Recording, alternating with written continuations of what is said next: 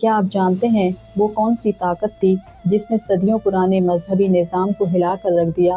برصغیر جو کبھی ہندو اور بت مت کا گڑھ تھا، وہاں اسلام کیسے پہنچا؟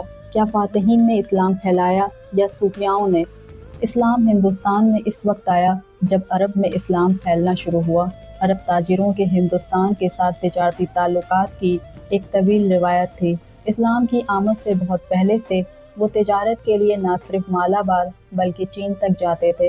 اسلام کی آمد کے بعد وہ جہاں جہاں بھی گئے نئے مذہب کو ساتھ لے گئے۔ اس طرح دہلی اور شمالی ہندوستان کے مختلف حصوں میں اسلام کی آمد سے بہت پہلے ہی مسلمان نہ صرف مالابار اور کیرالہ میں بلکہ تامل ناڈو، گوا، گجرات اور مہاراشٹر کے کئی حصوں میں بھی بڑی تعداد میں آباد ہو چکے تھے۔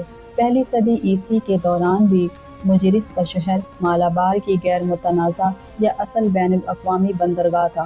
اس شہر میں تجارتی بحری جہازوں کی بھرمار تھی جو نہ صرف عرب بلکہ یونانیوں سے بھی سامان لے کر جاتے تھے۔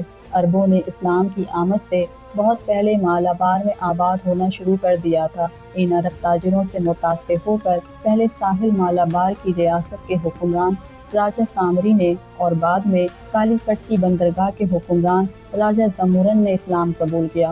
جب ان حکمرانوں نے اسلام قبول کیا تو ان کی رعایا بھی اپنے حاکموں کی تقلید کرتے ہوئے مشرف با اسلام ہو گئی۔